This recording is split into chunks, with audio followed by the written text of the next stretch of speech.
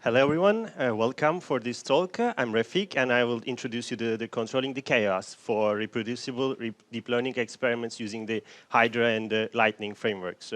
First, I'm a data scientist in Orobics. We are 45 people, and we are a very young team consisting the data scientists and the software engineers. We are located in Bergamo and Brescia, and we are applying the AI deep learning to the manufacturing industry, the healthcare, and also recently we are applying reinforcement learning to the games. Today, I would like to start with the happy data scientist or researcher checklist. So as a data scientist or researcher, we like to have some toolbox, which is well integrated with the Python environment, and it should have some high-level APIs for the mathematical computations. We should be able to put our experiments and the research models into production fast as possible. We should have some tools for handling the data, and if we are lucky and we have multiple GPUs or multiple computers in a cluster, we like to train our experiments in a distributed manner. For each experiment, we also like to have a logging, tracking, checkpointing the models. At the end, we like to visualize and compare the results using the performance metrics. If you don't like, we will like to also try different parameters and repeat most of the steps again and again and again until we are happy. So I'd like to introduce the PyTorch, which most of you, I hope you already saw it. So PyTorch allows us to use the Python API for fast computations using the C++ as a backend, but you can easily write your own dynamic computation, and you just define your forward pass, and it will automatically compute all the gradient and the gradient computations for you when you call the backward pass. So it's built from the researchers for the researcher, and also it's very widely used in the academia and the plus industry. And PyTorch also gives you a lot of flexibility for exporting your model to the Torch script, Onyx, Torch server, even if you have a C++ front end, you can export it and use it in the C++. So let's start with the simple example that you may see everywhere, which is the image classification using the CFAR10 dataset. So you have a 32 by 32 images, and you have 10 classes. What you want to do is classify image and find the correct class.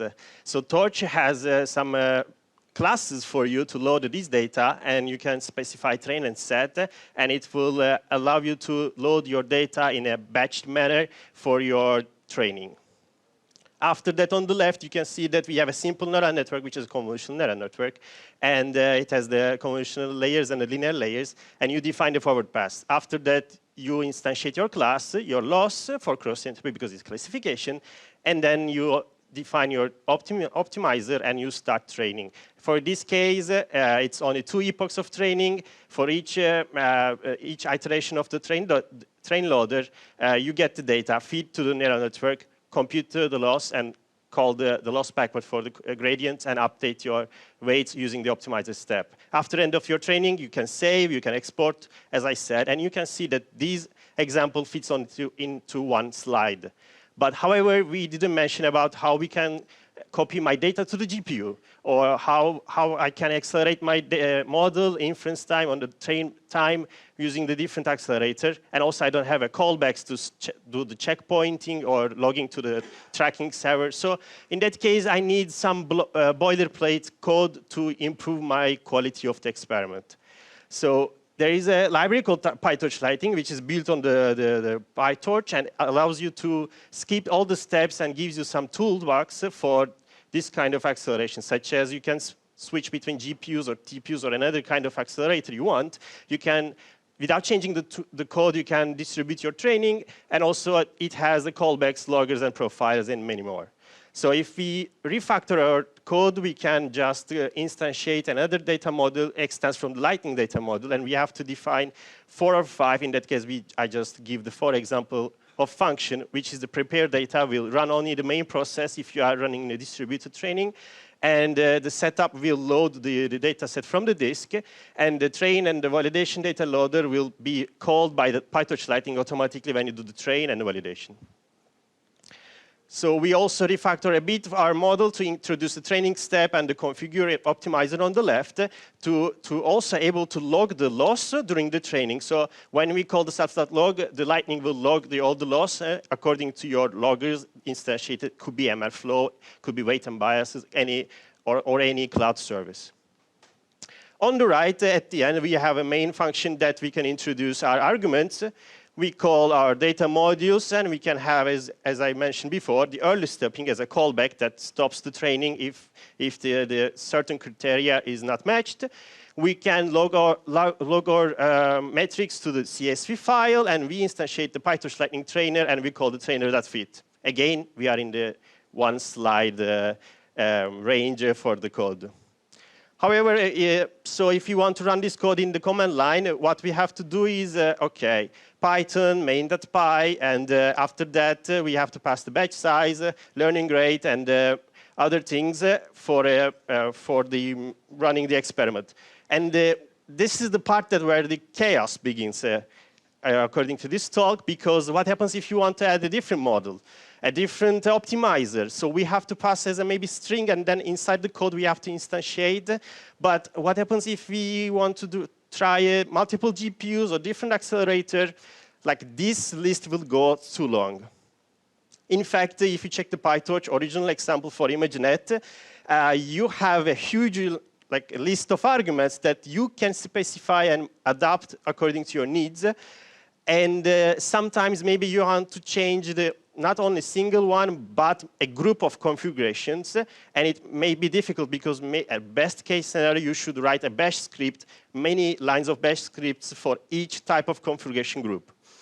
However, in these years, because also the Python version is improving and we have the data classes that is more common, from the arguments you can go to the data classes to also have a more Pythonic way to define your arguments. But still, the configuration group with the data classes is not solved very well.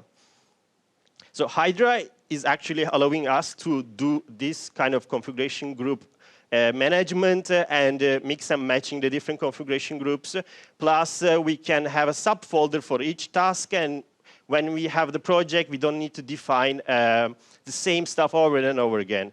Hydra has also a plugin system that can have the launchers and the sweepers. So launchers, if you use them, for example, you can run many experiments in a parallel or a sequential way, depending on what hardware you have. And it will run each configuration group that you pass from the command line for you sequentially or parallel. Sweepers can find the best parameters in a group that you pass as a hyperparameter range.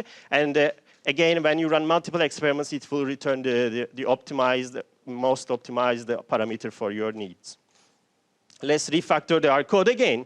So on the left, we have the configuration groups.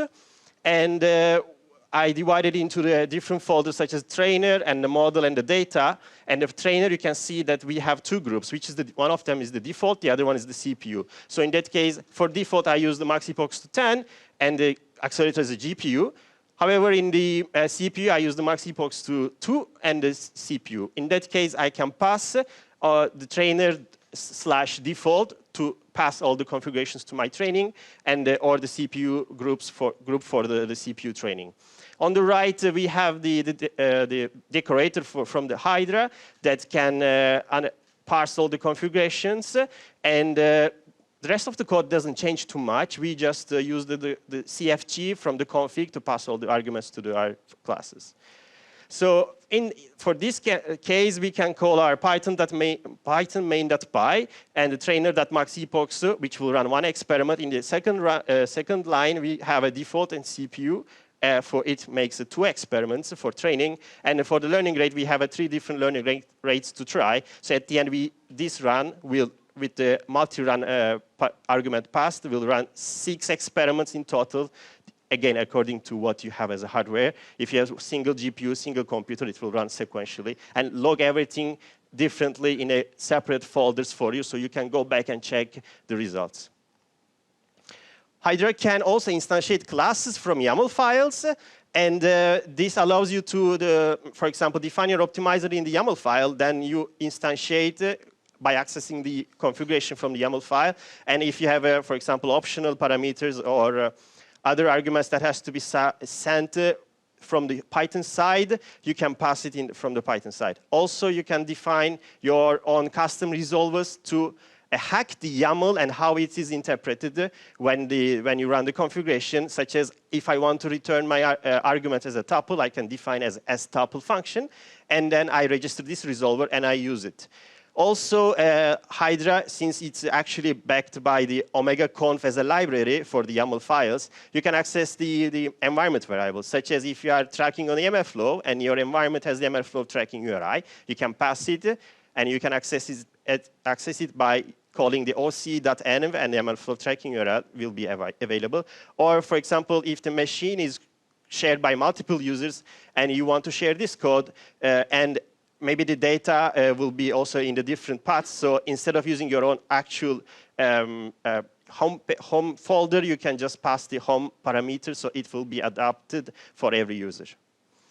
So let's revisit our checklist. So far we talked about how we can improve these happy data scientist needs. However, in the real world scenario, we need something more. So, for example, there are many repositories nowadays that can publish state-of-the-art models. So we want to have some repository by ourselves that can import the different repositories if there is another state-of-the-art. For example, another classifier model, and I want to try and compare with my own classifier models without changing much code. And also, I like to reuse my toolbox, such as my modules or classes, every time I create a new experiment. I want to make all the experiment reproducible. So if I'm in a team, I want to share all the YAML files or the configuration files, all the code, plus maybe in the Git versioning, the commit hash or branch that I was using in a packed way. So I can say that, OK, take these configuration files and code, and you can reproduce the same experiment. So we introduced today the Quadra, is from our internal library, and today is a public. And it gives you some receipts as a configuration files. So let's assume that it's also the lunchtime is coming. Let's assume that we like to cook something for the lunch, and the Quadra will give us some receipts. So in the Quadra, we have a configuration folders in a sub-modules or sub-folders divided by the task that we need. It could be a backbone or callbacks or trainers or transforms. And each of them is serving a different purpose. So we can say that, OK, we like to create some receipt, and now we need some ingredients. So I will go to the transforms because I like to transform my data. So what I'm going to do is resize, normalize, and at the end, I will convert into the tensors. Or maybe at another experiment, I want to add a random rotation as augmentation and resize back and use the same pipeline over and over again. So in the configuration file from YAML, we have this, for example, a default configuration that can define the normalize. And we are using the augmentations library for the augmentations, which is based on the OpenCV. A bit faster in the CPU case. And we can resize, normalize, and define our train validation test transforms defined in this file. So we can apply different transformations for train or different transformation for validation because we don't want to maybe apply the augmentation. And we have more flexibility to do all the things from the configuration files. So we have the transformation ready. Let's define our data module. In that case, I will discuss about the classification data module. And the data part is actually in the triple question marks means that it's mandatory. So it has to be defined from the user case. And we can have more customization, such as if you don't want to have some classes defined in the folder, we can skip them. And we can now stitch the transforms that we have defined before into the validation test and the train. After the data module is ready, we need some backbone as a feature extractor, for example. We can use the Torch hub on the top example, and we can download from the Facebook Dino repository to instantiate the Dino model. Or we can use the team library, which also has many pre-trained models for the for the image classification, and we can instantiate the ResNet from that library. Also, with the Quadra, you can specify if you want to use the pre-trained weights or the random weights, or if you want to freeze the feature extractor, only train the classifier part, so you can pass the freeze as a true. So now let's define the Lightning module, and we are using the backbone as a model, and we attach the classifier on the top of it as a linear classifier. And here also we can define the criterion that is defined in the loss folder, which is the cross-entropy loss for this case. And if you continue, we can have a list of callbacks, such as model checkpointing defined in the PyTouch Lighting, or we can log the gradients, or we can monitor our learning rate. We can add the progress bar, or we can define how many times or which frequency the parameters, such as loss, accuracy, or another metric will be logged for the Lightning. Also, we have the Hydra folder, which we can define where these experiments will be logged. So if we are running in a multi-run manner, it will create different folders respect to which parameters we pass from the command line. And we integrated another resolver for the Omega Conf, which it can beautify, for our case, to make it easy to read. In that case, if you run the Quadra with the anomaly detection with a batch size 32 or 64, it will create a folder that you can see that, okay, I'm using the anomaly padding algorithm, and the batch size is 32 or 64 when you go and check the experiments. Last is, one of the biggest components of this library is the task.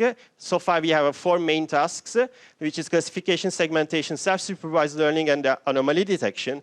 And again, the tasks are defined in the task folder that it can be instantiated. You can see that you can define your export type as a Torch script in this case, or you can specify if you want to run tests after the training task is finished, or if you want to see some images, you can put the output example through to see the results. At the end, the task will do prepare the data modules or any kind of modules. Will train your train on your data set. Will test on your test set. It will export the models. It will also evaluate the model based on the exported model to simulate the real inference time. And it will create, if you want, the performance reports and visualize the results at the end. So the experiment is actually the final view that you see, which combines everything for your recipe to cook for this beautiful lunch. And you can see that you have a defaults that you can override, such as backbone, I want ResNet 18. Data module, I want to use the ImageNet classification. Data module, I want to use the cross entropy as a loss, and line by line, it will overwrite and create your final configuration. Still, if you don't pass anything, if you don't want to pass anything from command line, you can specify additional configurations in this file, and it will be the final one, so it will overwrite if it is defined before using the defaults. So this file will be understood by the Hydra, and it will load everything for you. So in Quadra, as I said, we have some examples. Let's check. The first one is the classification. When you run this line, it will run the classification task using the ImageNet data set. And at the end, you may have some images as a result folder, such as true positives, false positives, or like when the model was performing well, when it's not performing very well. For segmentation, we have the Oxford PET dataset, which is the simple example that you can easily run for 20 epochs, and it will train a segmentation model. And you can see that for the train, test, and validation, which are the performance and the results, and it will produce these images. So you can go and check for each experiment that you pass for each parameter you have specified and understand not only quantitatively, but also qualitative sense that if the model is performing very well or not. And we have also simple anomaly detection case for MNIST. Even though it's a classification data set, we adapted to the anomaly detection. For this case, it can also show if the 7 is actually not the perfect 7 and shows you where the anomaly for the 7. So okay, these are the sets and sets of tasks. At the end, if we can run many experiments without any problems as a data scientist, we are happy, and we can just rest, relax, and wait for the results to do the final reporting, and everything will be run automatically, and we will be happy, hopefully. And the final part, maybe I want to mention the reproducibility, because each folder for each experiment, you have some another subfolders that is very important, and it saves everything that you need for the future. For example, maybe you run an experiment today and you need the results 2 months later. You can go back and check this folder, and it will have some checkpoints if you saved. All the configuration that is resolved, because the YAML files can be dynamic, so it will resolve for you, and you can see the final configuration that is passed to the Python code. And for data, we have a pickle file for your trained validation test folders, so you can check and you can load it and go and check if which image is used for the train or if it's used for the validation or test. You can have the deployment model and the logs or other images that will be saved. Also, is a metric, we save the branch that you use in the Git repository, and the commit hash for you can just to pull that commit hash to rerun the same experiment if your project is moving so fast, so you want to go back. So Quadra is available, and this is the QR code that you can check on GitHub. And these are the most important features that we are focused on, we are trying to improve. In the future, we like to also introduce the hyperparameter optimization, more tasks, more configurations, and also maybe if you want to run it in cloud, it could be even possible. And I'd like to shout out to my colleagues, Lorenzo, Alexandro, Federico, Silvia, Liz, and Luca. So this project could not be public or available if they were not there. And also today, two talks ago, my colleague Federico introduced our reinforcement learning library for applying to the games. And if you can also watch his talk, if you miss it, you can rewatch it after it is published. And you can check the GitHub repository for the examples. And thank you.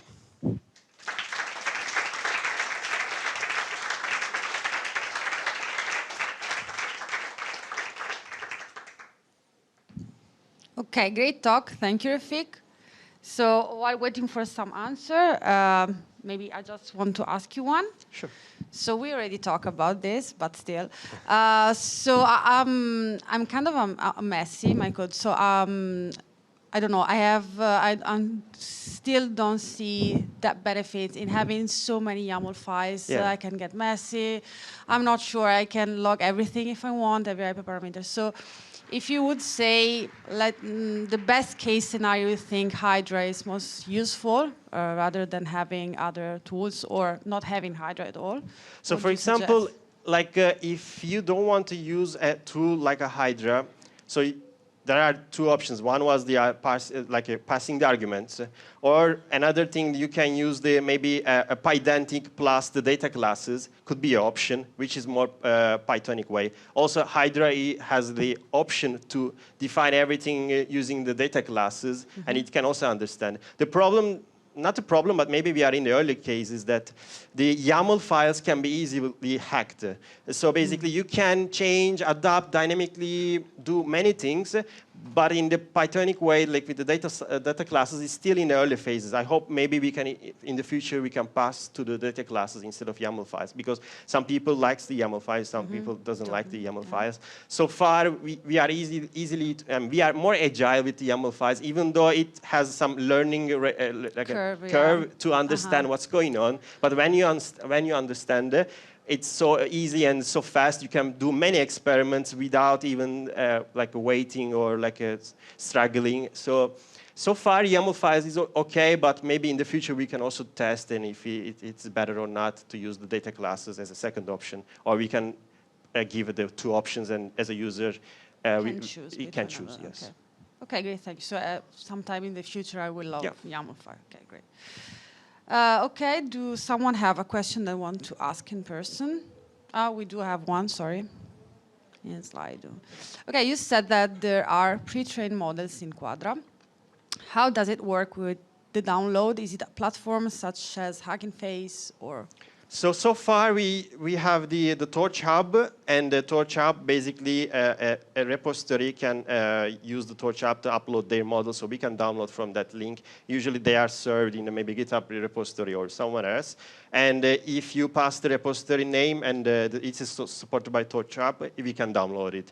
Also, we can also integrate another function that loads from the Hugging Face, because you just need one function that loads from the Hugging Face and one configuration file, all the arguments you have to pass. So we can have a Hugging Face loader, for example. It's easy to integrate and doesn't change a lot of code, because at the end you have a PyTorch model to do the training or testing. So as long as the output is the PyTorch model, it's easy to integrate.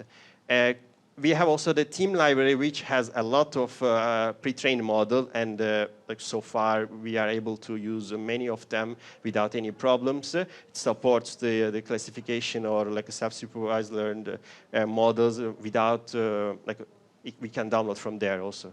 So far, but also it can be extended by the Hugging Face. Easy. Okay.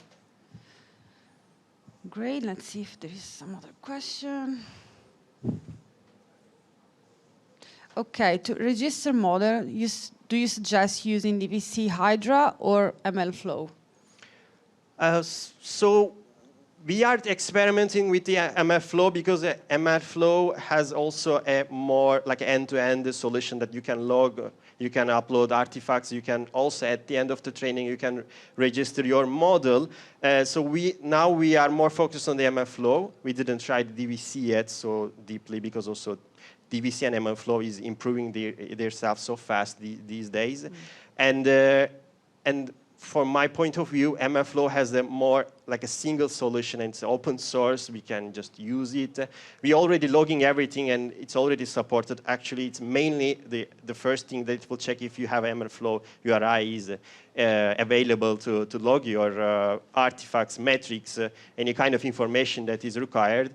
And after that, when you upload your maybe the deployment model, it should be easy to also to register in the ML Flow, so you can stay in the single solution for all the part that you need for the production. We never tried the DVC so far, but we can also check. Okay.